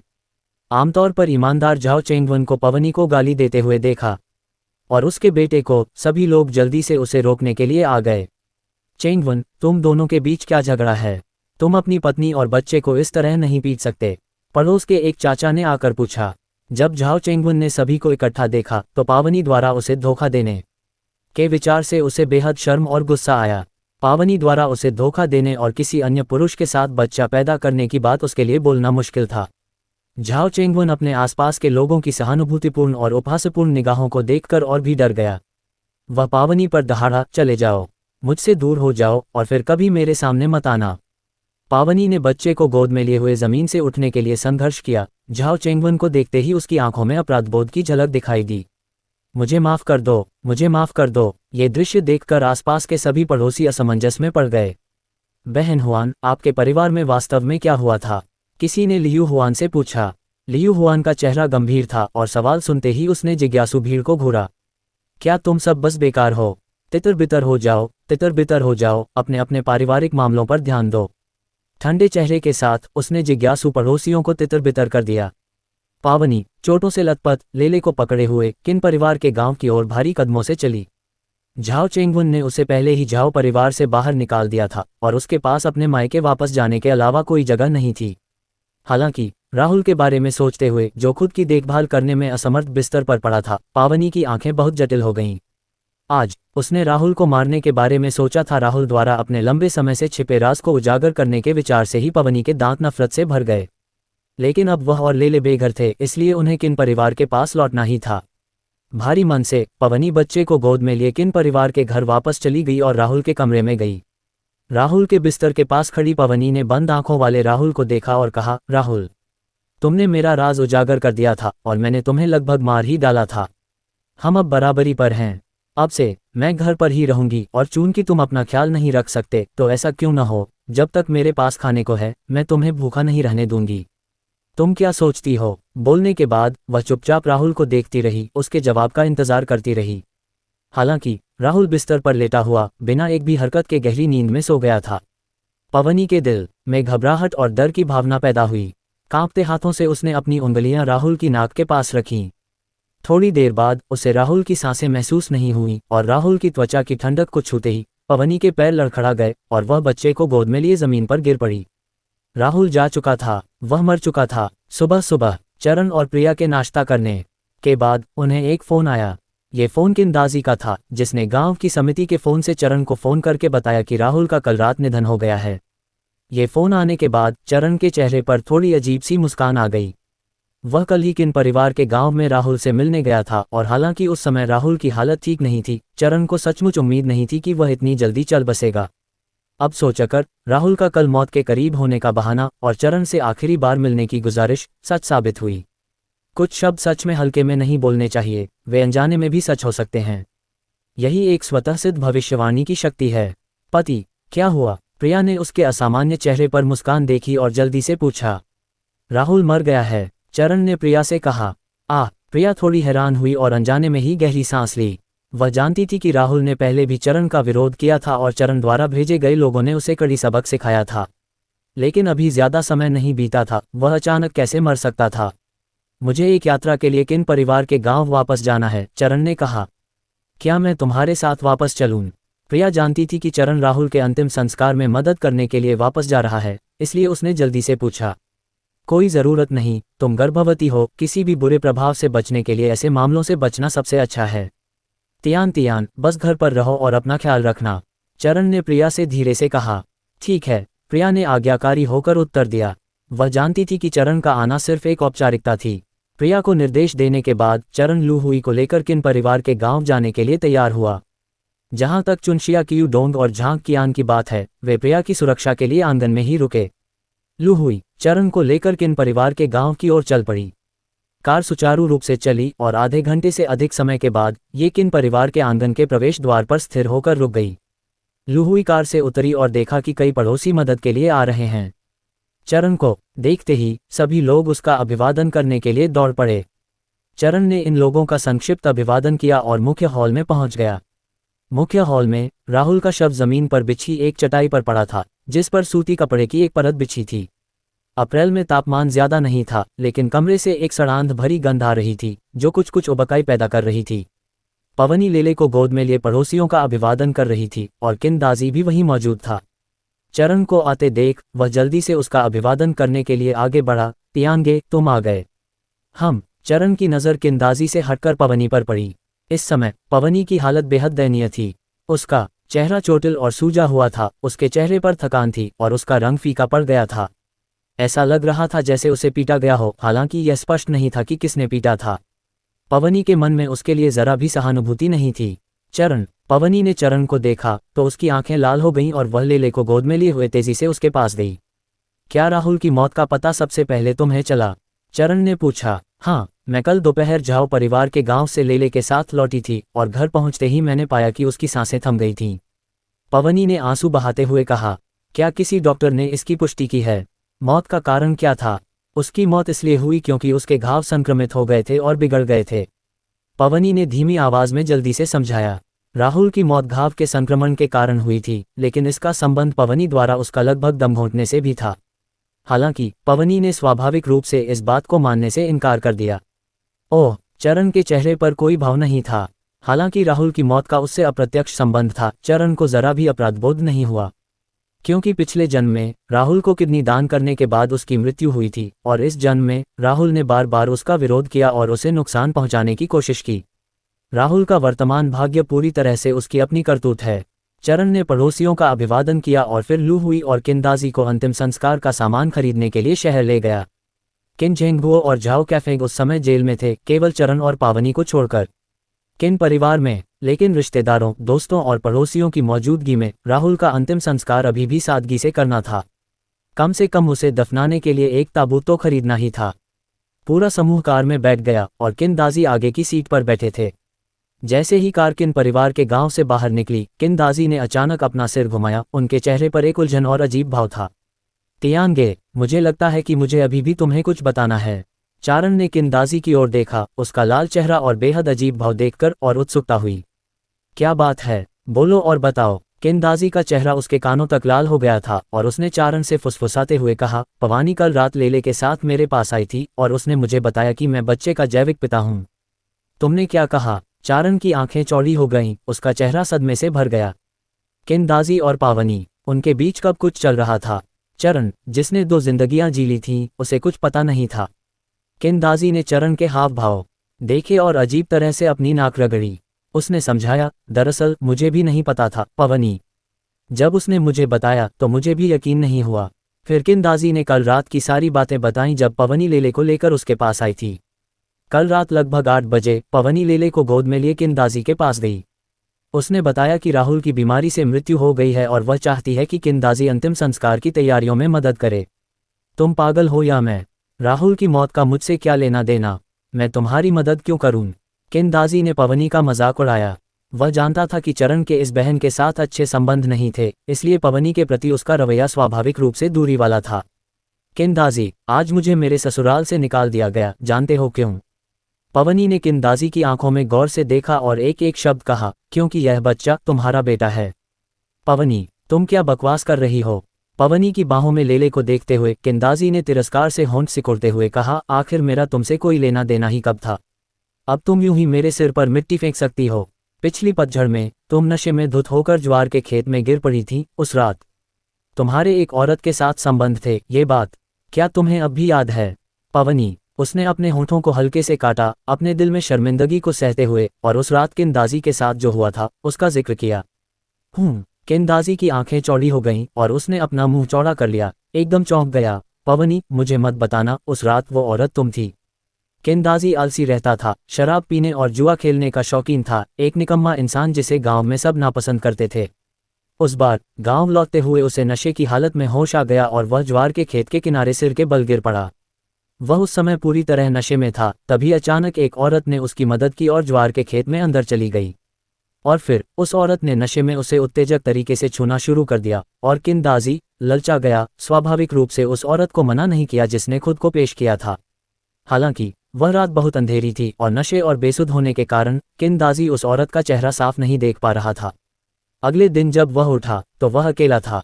किंदाजी ने तो यहाँ तक सोचा कि शायद ये बसंत ऋतु का कोई स्वप्न था, या शायद कोई काल्पनिक लोमड़ी की आत्मा मानव रूप में परिवर्तित होकर उसकी यांग ऊर्जा को सोख लेना चाहती थी। लेकिन किंदाजी ने उस रात जो हुआ उसे पावनी से कभी नहीं जोड़ा। वो मैं थी, मैं ही वो औरत थी उस रात। किंदाजी के सदमे का सामना करते हुए पावनी थोड़ी शर्म के अलावा किंदाजी से कहीं ज्यादा शांत थी।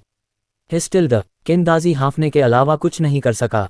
उसने आंखें चौड़ी की और कहा, फिर भी आप इसे सिर्फ मुझ पर नहीं थोप सकते। ये बस उस एक रात की बात थी। आप ये क्यों कह रहे हैं कि ये बच्चा मेरा है? क्योंकि मेरा पति बांझ है, पावनी ने मुश्किल से कहा। झाओ चेंगवन मेरे साथ बहुत अच्छा व्यवहार करता है और वो एक विचारशील पति है, लेकिन भले ही वो मेरे साथ अंतरंग हो सकता है, वो मुझे गर्भवती नहीं कर सकता। पावनी की शादी झाओ परिवार में 1 साल से ज्यादा हो गया था और उसे कोई बच्चा नहीं हुआ था। पहले झाओ परिवार के सदस्यों को भी शक था कि पावनी के बच्चे नहीं हो सकते और उसकी सास ने उसे अंडे न देने वाली मुर्गी कहा था। अपने साथ हुए अन्याय को महसूस करते हुए पावनी चुपके से जांच के लिए चली गई। उसका शरीर बिल्कुल स्वस्थ था, कोई समस्या नहीं थी और वह गर्भवती हो सकती थी। चूंकि उसे कोई समस्या नहीं थी तो ये झाओ चेंगवन की वजह से ही हुआ होगा। इसलिए पावनी ने झाओ चेंगवन को भी जांच कराने के लिए मनाने की कोशिश की, लेकिन जब भी यह विषय उठता तो दंपति में बहस छिड़ जाती।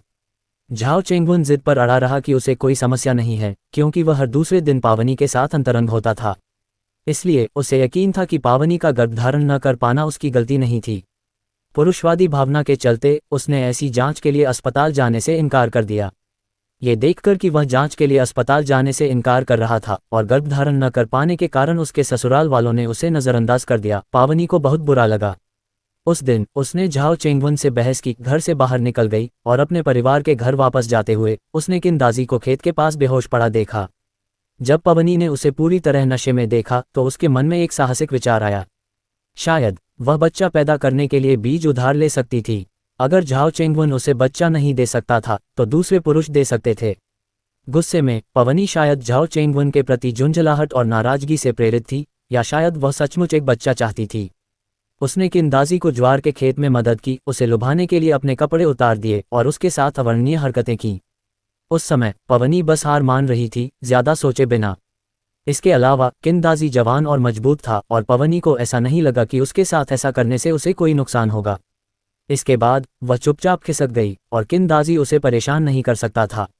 लेकिन उसने यह उम्मीद नहीं की थी कि किंदाजी के साथ उसके संबंध का राहुल को अनजाने में पता चल जाएगा। राहुल ने पावनी को ज्वार के खेत से चुपके से निकलते हुए देख लिया। उसने तुरंत जोर देकर कहा कि पावनी धोखा दे रही है। पावनी ने उससे काफी देर तक विनती की, तब जाकर राहुल इस बारे में किसी को न बताने के लिए राजी हुआ। लेकिन तब से पावनी राहुल के हाथ में एक संभाल थी। कुछ समय बाद पावनी गर्भवती हो गई।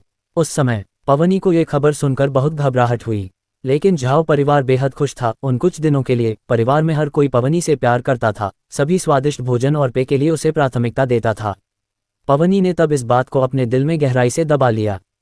उसने ये भी सोचा कि यह बहुत अच्छा है राहुल द्वारा कभी कभार धमकी दिए जाने के अलावा, जिससे पावनी लगातार चिंतित रहती थी। पावनी ने इस मामले के बारे में लगभग कभी सक्रिय रूप से नहीं सोचा। उसने ये भी दिखावा किया जैसे कि कुछ हुआ ही न हो, हमेशा की तरह झाओ चेंगवन के साथ रहना जारी रखा। अगर इस बार राहुल ने उसका पर्दाफाश नहीं किया होता तो पावनी शायद अपने पूरे जीवन में ये रहस्य कभी नहीं उजागर करती। बस एक बार और तुम गर्भवती हो गईं। किंदाजी की आवाज़ भी थोड़ी लड़खड़ा रही थी। वह वास्तव में अचानक 1 साल से अधिक उम्र के बेटे की कल्पना नहीं कर सकता था। हाँ, मैं उस रात गर्भवती हो गई थी।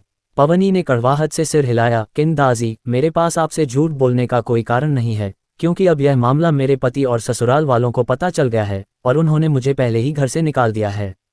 किंदाजी ने पवनी की आंखों में गौर से देखा और ये देखकर कि वह झूठ नहीं बोल रही थी, उसने पवनी की गोद में बच्चे को देखा। उसे यकीन ही नहीं हो रहा था कि उसका बेटा उसके बिना जाने ही इतना बड़ा हो गया है। गौर से देखने पर उसने पाया कि बच्चा सचमुच उससे कुछ मिलता जुलता था।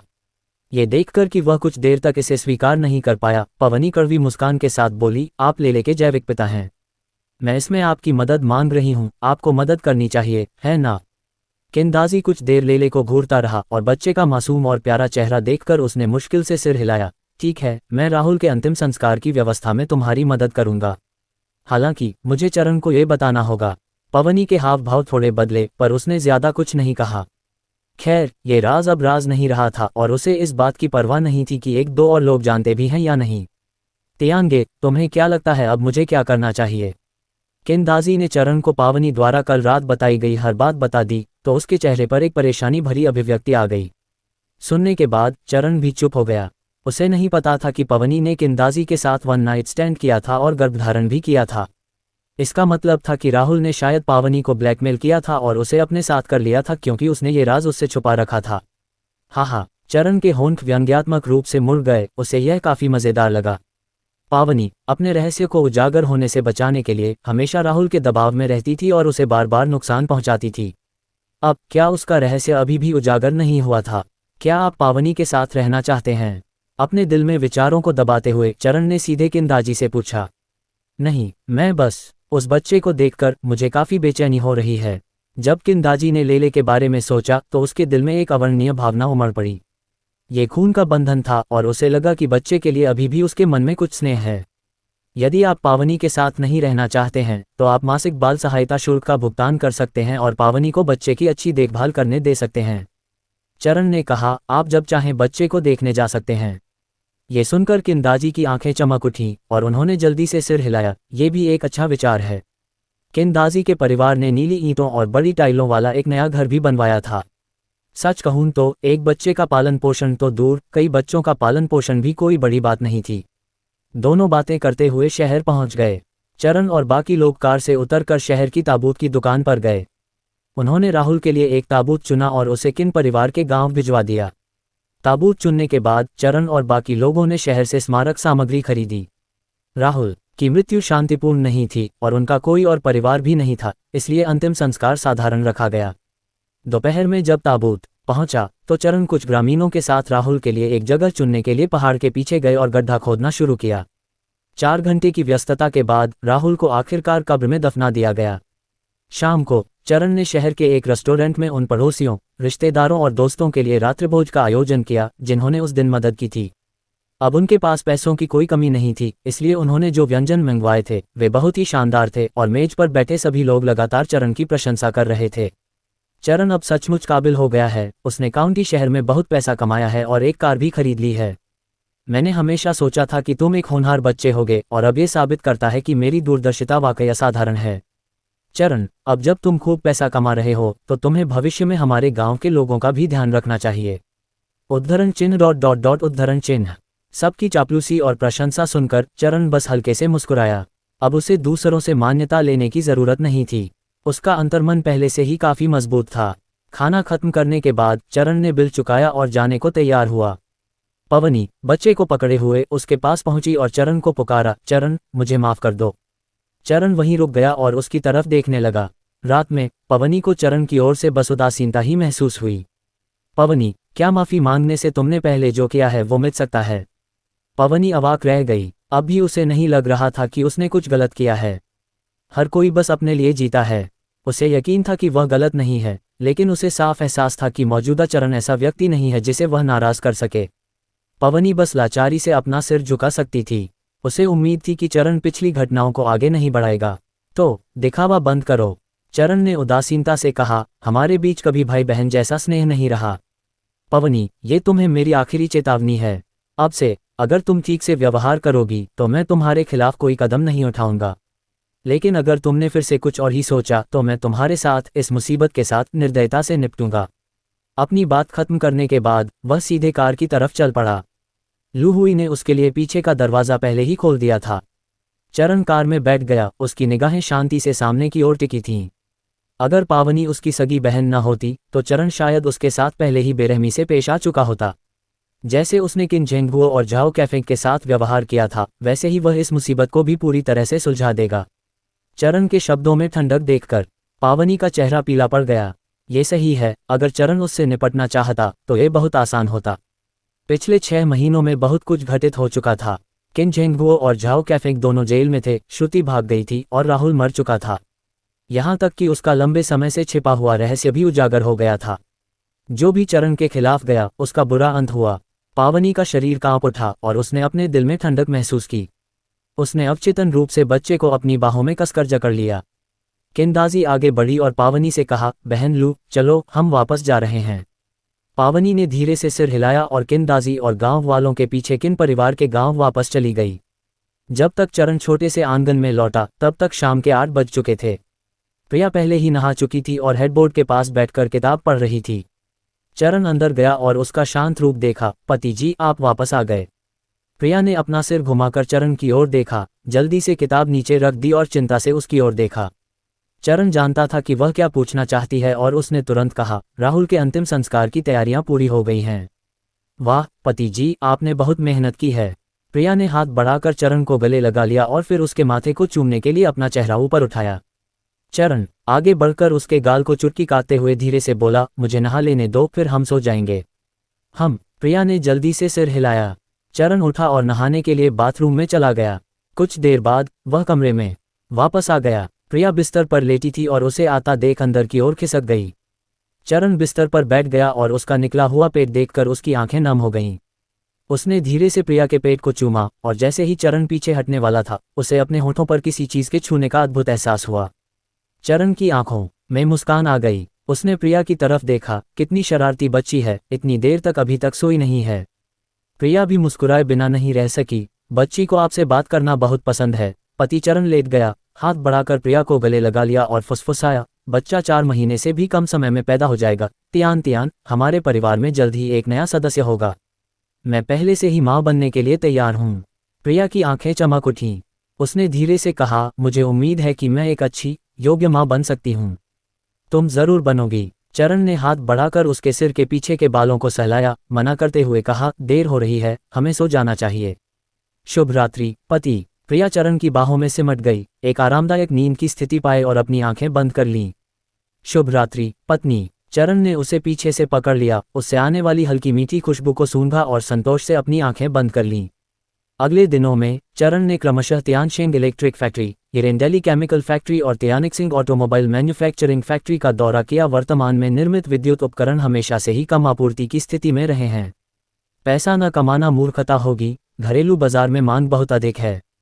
इसलिए विद्युत उपकरण कारखाने ने जियांग शहर में एक शाखा कारखाना पहले ही खोल लिया है और इसका आकार हुआंगान काउंटी के कारखाने से कई गुना बड़ा है।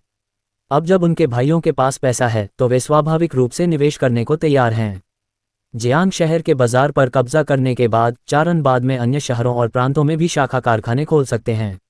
यह न केवल विद्युत उपकरण कारखाने पर लागू होता है बल्कि अन्य कारखानों पर भी लागू होता है।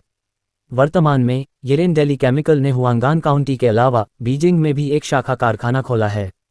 वेन लिजुन के अनुसार जैसे ही येरेंडेली केमिकल के उत्पाद बाजार में आए, उन्होंने बीजिंग के बाजार में मौजूद सभी सौंदर्य प्रसाधनों, त्वचा देखभाल उत्पादों और दैनिक रासायनिक उत्पादों को पीछे छोड़ दिया। उत्पादों की असाधारण प्रभावशीलता ने एक बेहतरीन प्रचार प्रभाव पैदा किया। इनका इस्तेमाल करने वाला हर ग्राहक ईमानदारी से कहता था कि उनके द्वारा पहले इस्तेमाल किए गए उत्पाद बिल्कुल बेकार थे। येरेंडेली केमिकल के उत्पाद इस्तेमाल करने में सबसे बेहतरीन थे, यहाँ तक कि चीनी लोगों की त्वचा के लिए आयातित त्वचा देखभाल उत्पादों से भी ज्यादा उपयुक्त थे। अब कई लोगों ने महंगे आयातित त्वचा देखभाल उत्पादों को छोड़ दिया है और येरेंडेली केमिकल के उत्पादों का इस्तेमाल शुरू कर दिया है। चारण को चीज़ों को मैनेज करने की ज़रूरत नहीं है, उन्हें बस उत्पाद के फॉर्मूले और मशीनरी उपलब्ध कराने की ज़रूरत है जो अपेक्षाकृत आसान है। तियानिक्सिंग ऑटोमोबाइल मैन्युफैक्चरिंग फैक्ट्री की बात करें तो 500 कारों का दूसरा बैच उत्पादन के तुरंत बाद बिक गया। इसके अलावा कई लोगों ने पहले से ही इनका ऑर्डर दे दिया था। इससे चारण और अन्य लोग भावुक हो गए कि चाहे कोई भी युग हो, धनी लोगों की कोई कमी नहीं है। बहुत ज़्यादा ऑर्डर मिलने के कारण तियानिक्सिंग ऑटोमोबाइल भी अपने उत्पादन का विस्तार करने की तैयारी कर रही है। इसके अलावा चरण अन्य प्रकार के वाहन मॉडल भी जोड़ने की योजना बना रहा है। सेडान के अलावा एसयूवी, ऑफ रोड वाहन, मिनीवैन और पिकअप ट्रक जैसे कई अन्य मॉडल भी हैं। भविष्य में वे ट्रक और ट्रक भी बना सकते हैं। हालांकि इन कारों का उत्पादन चरणबद्ध तरीके से करना होगा। आखिरकार बहुत बड़ा कदम उठाने से आसानी से पतन हो सकता है। कई कारखानों का निरीक्षण करने के बाद चरण ने अपने खाली समय का उपयोग फुयुआन को अच्छी तरह से सजाने में करने की योजना बनाई। फुयुआन आधिकारिक तौर पर पूरा हो चुका था और चरण ने परियोजना के लिए शेष 300,000 युआन का भुगतान भी कर दिया था। कुल मिलाकर चरण ने इस चीनी उद्यान को बनाने में लगभग 10 लाख युआन खर्च किए। अगर फर्नीचर और घरेलू उपकरण भी जोड़ दिए जाएं, तो यह आसानी से 10 लाख युआन से ज़्यादा हो जाएगा। फर्नीचर अभी तैयार किया जा रहा है और चरण को अन्य सामान भी खरीदना शुरू करना है। घरेलू उपकरणों की बात करें तो उनका अपना कारखाना ही इनका उत्पादन करता है। वर्तमान में इलेक्ट्रिक वाटर हीटर और एयर कंडीशनर पहले ही लगाए जा चुके हैं। अन्य छोटे घरेलू उपकरणों को आवश्यकता पड़ने पर एक ही ट्रक में लाया जा सकता है। चरण और प्रिया ने मिलकर रसोई के बर्तन, बिस्तर, घर के अंदर की सजावट और आभूषणों का चयन और खरीदारी की। उन्हें केवल शैलियों का चयन करने की आवश्यकता थी। चूंकि उन्होंने कई सामान खरीदे थे, इसलिए व्यापारी उनके घर तक सब कुछ पहुंचा देते थे। पलक झपकते ही एक और आधा महीना बीत गया। फुयुआन के लिए सभी फर्नीचर तैयार किए गए थे और झांग शाओशेंग व्यक्तिगत रूप से अपने श्रमिकों को सामान पहुंचाने के लिए लाए थे। चरण स्वयं उनका निरीक्षण करने गए। फुयुआन में कई कमरे थे और प्रत्येक कमरे में फर्नीचर का एक पूरा सेट था। केवल फर्नीचर के इन टुकड़ों को ले जाने में ही बहुत समय लगता था। जब चरण फुयुआन पहुंचे तो मूवर्स बगीचे में फर्नीचर ले जा रहे थे। फर्नीचर के ये सभी टुकड़े प्राचीन और सुरुचिपूर्ण शैली के थे, जो फुयुआन के वास्तुशिल्प डिजाइन से पूरी तरह मेल खाते थे। चरण ने प्रत्येक कमरे में फर्नीचर की व्यवस्था का निर्देश दिया और बहुत संतुष्ट थे। उन्होंने तुरंत झांग शाओशेंग को शेष 120,000 युआन का भुगतान किया। उन्होंने मुस्कुराते हुए चरण से हाथ मिलाया और कहा, मिस्टर किन, अगर आपको अगली बार किसी चीज़ की ज़रूरत हो तो कृपया हमारे पास फिर आइएगा। हमारे झांग परिवार की गुणवत्ता आपको ज़रूर संतुष्ट करेगी। अच्छा, हाँ, अगली बार ज़रूरत पड़ने पर हम आपको फिर से ढूंढ लेंगे। चरण भी झांग परिवार द्वारा तैयार किए गए फर्नीचर की श्रृंखला से बहुत संतुष्ट था और उसने मुस्कुराते हुए सिर हिलाया। दोनों ने कुछ पल बातें की, फिर झांग शाओशेंग अपने कर्मचारियों के साथ चला गया। अपने सामने सुंदर परीलोक जैसे बगीचे को देखकर चरण ने अपने होंठ सिकोड़ लिए। अब जबकि फुयुआन की सजावट लगभग पूरी हो चुकी थी, अब समय आ गया था कि वह घर की मालकिन को उसका असली रूप दिखाए। फू रुई आंगन। एक काले रंग की त्यानिक्सिंग ऐसे एक कार धीरे धीरे आंगन के गेट पर आकर रुकी। लियू जियानचुन यात्री सीट से उतरी, पीछे के दरवाजे तक गई और आदरपूर्वक उसे खोला। चरण ने सावधानी से प्रिया को कार से बाहर निकाला। प्रिया ने ऊंचे, विशाल आंगन के गेट और दीवारों को देखा। उसकी आंखें उत्सुकता से भरी थीं। बगीचा बनकर तैयार होने के बाद यह उसका पहला दौरा था। आखिरकार ये पहले थोड़ा उबड़-खाबड़ था। बहुत सारा निर्माण कचरा होने के कारण यह असुरक्षित हो गया था, इसलिए चरण ने उसे आने नहीं दिया। चलो पत्नी, अपना नया घर देखते हैं। चरण ने प्रिया का हाथ पकड़ा और मुस्कुराते हुए उससे कहा। प्रिया ने सिर हिलाया और आंगन के गेट से चरण के पीछे चली गई। फूरुई आंगन का गेट चौड़ा और भव्य था, जिसमें 2 मोटे महोगनी के दरवाजे थे। इसकी चौड़ाई में 2 कारें एक साथ अंदर और बाहर आ जा सकती थीं और दोनों तरफ दैनिक उपयोग के लिए 2 छोटे दरवाजे थे। फूरुई प्रांगण में प्रवेश करते ही उनकी नज़र अनायास ही बगीचे के विभिन्न मनोरम स्थलों पर पड़ गई। फूरुई प्रांगण में जियांगन उद्यान की कलात्मक शैली उत्तम, भव्य, शास्त्रीय और अनूठी शैली थी। 5 एकड़ से ज्यादा के कुल क्षेत्रफल के साथ चरण के वास्तुशिल्पीय खाके पूरी तरह से इसी जमीन पर आधारित थे, जो एक बेहतरीन डिजाइन समाधान प्रदान करते थे। एक शास्त्रीय वास्तुकार लियू होंगलिन की उत्कृष्ट कारीगरी के साथ, जिन्होंने बगीचे के भीतर मंडप, पुल, प्रत्यारोपित फूल, पेड़, बांस के बगीचे, चट्टानें, बहता पानी, लंबे गलियारे और मंडप बनाए, हर दृश्य सराहनीय था। प्रिया अपने सामने कदम दर कदम बढ़ते दृश्यों को देख रही थी। उसकी आंखें चमक रही थीं। पति, मुझे हमारा नया घर बहुत पसंद है। मुझे भी ये बहुत पसंद है, चरण ने मुस्कुराते हुए कहा। इस फूरुई प्रांगण को बनाने में 10 लाख युआन से ज्यादा की लागत आई, लेकिन चरण को लगा कि यह बहुत सार्थक है। यह उसका और प्रिया का घर था। चरण प्रिया को आंगन में नज़ारे निहारने ले गया और जब वे थक गए तो एक मंडप में आराम करने बैठ गए। विभिन्न दर्शनीय स्थलों के पास पत्थर की बेंचें और पत्थर की मेजें थीं और गलियारों में लंबी कुर्सियां लगी थीं, ताकि कोई भी कभी भी कहीं भी बैठकर सुंदर दृश्यों का आनंद ले सके। इस समय प्रिया और चरण मंडप में बैठे थे, सुनहरी मछलियों को साफ धारा में तैरते हुए देख रहे थे और वह बेहद खुश थी। पतिदेव, ये सुनहरी मछलियां कितनी सुंदर हैं। उसने लाल कोई भी देखी। चरण मुस्कुराया और सिर हिलाया। ये सभी सुनहरी मछलियां बहुमूल्य नस्लों की हैं, जिन्हें मास्टर लियू ने एक दोस्त की मदद से खरीदा है। शास्त्रीय उद्यानों में सुनहरी मछली के तालाब जैसे परिदृश्य निश्चित रूप से अपरिहार्य हैं। लियू होंगलिन कई वर्षों से शास्त्रीय वास्तुकला से जुड़े हैं और विभिन्न उद्योगों के कई दोस्तों को जानते हैं। यही कारण था कि चरण ने उन्हें सेवानिवृत्ति से बाहर आमंत्रित करने पर जोर दिया, क्योंकि लियू होंगलिन को पाकर उनके संपर्कों के नेटवर्क का भी उपयोग किया जा सकता था। इससे चरण को लोगों को आमंत्रित करने के लिए इधर उधर भागने से छुटकारा मिला, जिससे उनकी बहुत मेहनत बच गई। फुरुई प्रांगण के निर्माण में उन्होंने वास्तव में ज्यादा मेहनत नहीं की थी, जिससे चरण लियू होंगलिन के बहुत आभारी भी थे। इसलिए फुरुई प्रांगण के पूरा होने के बाद वह लियू होंगलिन को धन्यवाद देने के लिए उदार उपहार भी लाए। आवश्यक पारिश्रमिक के अलावा उन्होंने लियू होंगलिन को किंग राजवंश के क्यानलांग काल की एक हाथी दांत की सुनघनी बोतल भी धन्यवाद उपहार के रूप में दी। लियू होंगलिन को हाथी दांत की सुनघनी बोतल बहुत पसंद थी। उनके जैसे लोगों को खेलने के लिए ऐसी पुरानी कलाकृतियां इकट्ठा करना बहुत पसंद था। मंडप में थोड़ी देर आराम करने के बाद चरण प्रिया को बगीचे की सैर पर ले गया और इस बगीचे के खूबसूरत नज़ारों का आनंद लिया। आंगन में बांस के पेड़, बेर का बगीचा, आड़ू का बगीचा, एक बगीचा है और पिछवाड़े में एक कृत्रिम झील और झील के बीच में एक मंडप भी है। हालांकि ये जगहें बड़ी नहीं हैं, फिर भी हर खूबसूरत जगह एक अनोखा एहसास देती है। अब मौसम न तो ठंडा है और न ही गर्म, और आंगन में टहलते हुए खूबसूरत नज़ारों को निहारते हुए व्यक्ति शारीरिक और मानसिक दोनों रूप से पूरी तरह से सुकून महसूस करता है। अपने पुनर्जन्म के बाद से चरण को इतना सुकून शायद ही कभी मिला हो। इस समय प्रिया के साथ सैर पर उसका मन भी बहुत शांत और आनंदित था। आखिरकार पैसा कमाना बेहतर जीवन का आनंद लेने के लिए ही तो है। फुरुई आंगन में कई आंगन हैं और चरण ने प्रिया से इन आंगन के नामकरण पर चर्चा की ताकि भविष्य में लोगों के रहने की व्यवस्था आसान हो सके।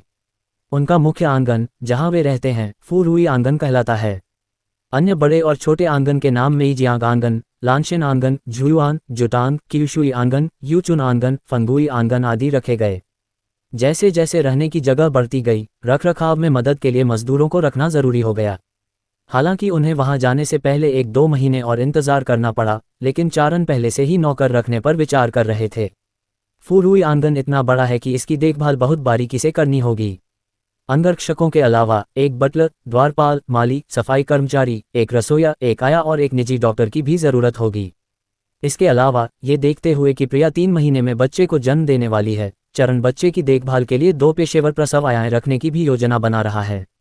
इन विचारों को दबाते हुए चरण दिन का ज्यादातर समय फुरुई आंगन में प्रिया के साथ खेलता रहा। जब प्रिया का मन भर गया तभी चरण उसे वहां से ले गया। हालांकि फुरुई आंगन का फर्नीचर ठोस लकड़ी से बना है, जिसमें मोटिस और टैनन जोड़ हैं और बाहरी हिस्से पर कच्चे लाख की परत चढ़ाई गई है, जो सूखने के बाद जहरीला नहीं होता, लेकिन इसे लगाने के 1 महीने बाद तक इस्तेमाल किया जा सकता है। सुरक्षा कारणों से चरण 2 महीने बाद वहां जाने पर विचार कर रहा है। आखिरकार उनके पास रहने के लिए जगह तो है, इसलिए फुरुई आंगन में रहने की कोई जल्दी नहीं है। छोटे से आंगन में लौटने पर चरण को हाई सिटी से एक फोन आया। ये झांग जियानन ही थे, जिन्होंने व्यक्तिगत रूप से चरण को फोन किया था। उनकी आवाज में खुशी थी, जिसे फोन के दूसरी तरफ मौजूद चरण भी महसूस कर सकता था। चरण, हमारी तियानजुन ऑटोमोबाइल मैन्युफैक्चरिंग कंपनी की 2 उच्च स्तरीय कारों का पहला बैच लॉन्च हो गया है। अंदाजा लगाओ बिक्री कैसी चल रही है। जब चरण ने उसे इतना गुप्त रहते सुना तो वह समझ गया कि कारों की बिक्री बहुत अच्छी होनी चाहिए। उसने मुस्कुराते हुए कहा, वे जरूर जोरदार बिक रही होंगी। मुझे आश्चर्य है कि क्या मेरा अंदाजा सही है। हा हा हा हा। झांग जियानन जोर से हंसा और चरण को खुशखबरी सुनाई। 1000 तियानजुन चेंगफेंग और 1000 तियानजुन जियाओलोंग कारों का पहला बैच बिक्री पर जाने के 3 दिन से भी कम समय में बिक गया। ये सुनकर चरण बहुत खुश हुआ और मन ही मन चीनी लोगों की उपभोग शक्ति की प्रशंसा की। देश में अभी भी काफी अमीर लोग हैं। तियानजुन चेंगफेंग की कीमत 1.39 मिलियन युआन और तियानजुन जियाओलोंग की कीमत 1.18 मिलियन युआन है। ये दोनों मॉडल रूप, रंग, विन्यास और प्रदर्शन के मामले में समान मूल्य सीमा वाली आयातित लग्जरी कारों से कहीं बेहतर हैं। इसलिए जिन अमीर लोगों के पास पैसों की कमी नहीं है, वे इसे खरीदने के लिए तैयार हैं। इसके अलावा झांग जियानन के हाई सिटी में दोस्तों का एक बड़ा समूह है और उनके प्रचार के कारण अच्छे उत्पादों को बेचना कभी मुश्किल नहीं होता। ये सब वास्तव में चरण की उम्मीदें। चरण ने झांग जियानन से तियानजुन ऑटोमोबाइल्स की बिक्री की स्थिति के बारे में बातचीत की और फिर झांग जियानन ने चरण से कहा, चरण, आपके द्वारा प्रदान की गई तकनीक हमारे मछली पकड़ने के उद्योग के लिए बहुत मददगार रही है। इसके लिए मैं आपको सचमुच धन्यवाद देना चाहता हूँ। चरण द्वारा प्रदान की गई जहाज निर्माण तकनीक ने मछली पकड़ने वाली नौकाओं के विकास में 1 से ज़्यादा स्तरों की छलांग लगाई है, जिसमें बेहतर सुरक्षा, तेज गति और समुद्र में मछली पकड़ने के लिए अधिक सुविधाजनक, तेज समय बचाने वाला, श्रम बचाने वाला और आसान संचालन शामिल है। इससे झांग जियानन ने चरण की और भी ज्यादा सराहना की। चरण ने उनसे कुछ विनम्र शब्दों का आदान प्रदान किया और निजी जेट और क्रूज जहाज निर्माण की प्रगति के बारे में पूछताछ की। ये दोनों चीज़ें काफ़ी महंगी हैं और इनके निर्माण में ज़्यादा समय और मेहनत लगती है। ये अभी तैयारी के चरण में हैं। झांग जियानन जैसे बड़े शख्स को भी विमान और जहाज बनाने के लिए कुछ निवेश करना पड़ता है, वरना उन्हें भी ये थोड़ा भारी लगेगा। ये बहुत ज़्यादा पैसे का गड्ढा है। बेशक, यदि प्रयोगों के माध्यम से सफलतापूर्वक निर्माण और सुरक्षा प्रमाणित किया जाता है, तो भविष्य का लाभ भी काफ़ी अच्छा होगा।